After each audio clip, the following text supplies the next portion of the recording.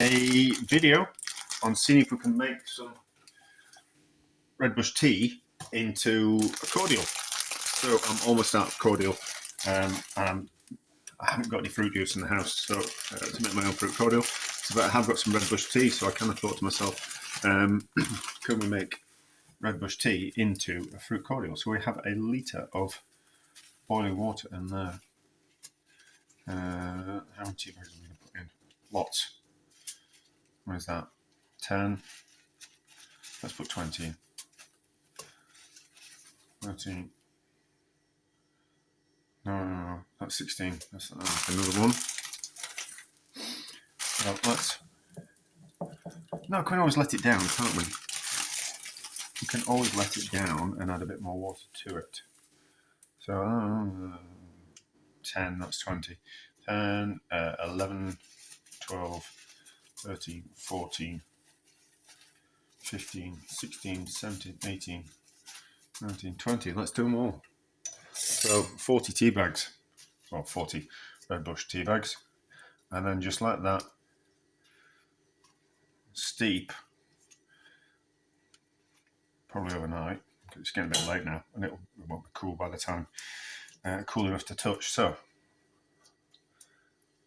40 tea bags, 20 tea bags, no, 40 tea bags, litre of boiling water, let it steep overnight, and then we'll have a taste of it in the morning, I think, and decide if we're going to put some kind of acid in it. So we'll either put in some lemons or maybe some lime. Maybe some lime would work better with Redbush tea. We'll see. Right. So we have 750 millilitres of really strong tea in there. I'll show you what I have. It's extremely strong. I can smell it. I've been smelling it around the house all day. So I reckon 100 grams worth of sugar for 250 grams worth of liquid. And we'll just give it a... So we might put more sugar in. We might put a little bit of water in. We don't know. And then we'll give it a taste. Well, it won't... The sugar won't have melted just yet, but we'll just give it a quick taste.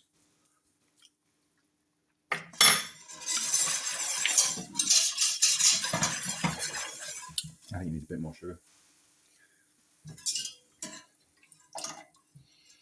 Yeah, that's quite a... Yeah, that definitely needs more sugar. So how much sugar we're going to put in? Another... I think we'll probably get away with double that amount. So another 300 grams? No, 200. Another 200 grams, and then we're going to put some lemon in. Because lemon is what I had. I had a lemon anyway in the fridge. So lemon it is. We'll use that. Ooh, something in that. It'll be fine.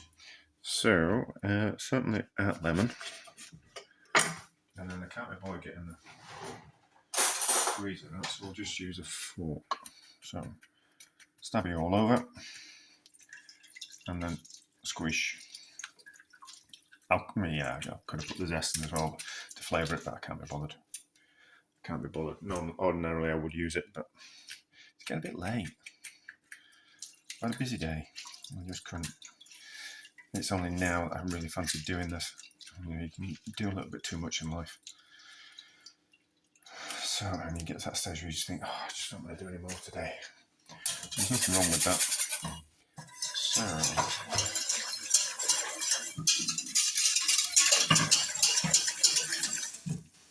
give that another taste.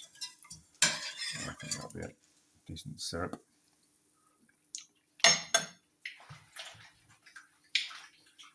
Right, that definitely needs some lemon in it. So, things taste different when they're hot and they're cold, and freezing as well. So, what something tastes like when it's frozen, what something tastes like when it's at room temperature, what something tastes like when it's warm, and what something tastes like when it's hot are all slightly different. And you kind of need to remember that when you're when you're faffing around with sugar and salt and acidity, you just can bear that in mind. It's like I'm sure if something's colder, it makes things more intense. So something's lemony at room temperature, it'll be really lemony when it's frozen. Right.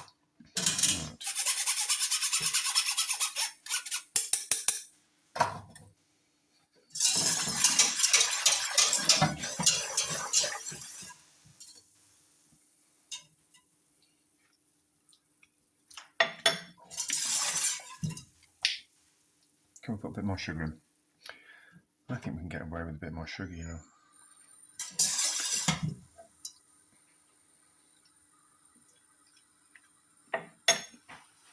Just a little bit more. Just a little bit more. So if we put another 100 grams in, that'll be double the amount. That'll be 200 grams per 250 millilitres. So, let them know like that. And then I've sterilised a couple of bottles. So we'll bring this up to the boil, so it's hot.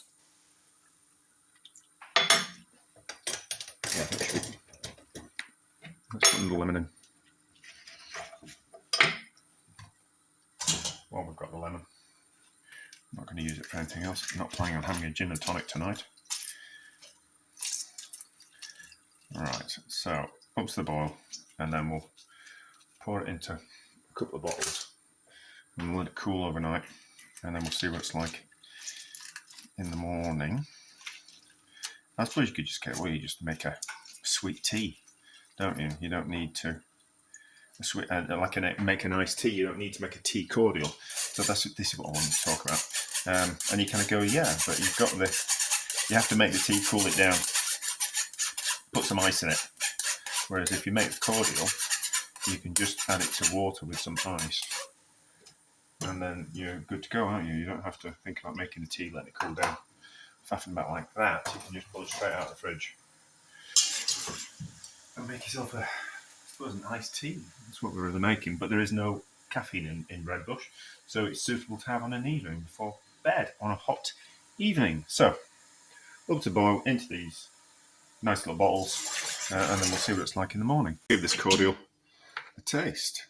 It could just be a little bit more syrupy, but you can always add more sugar if it's not sweet enough.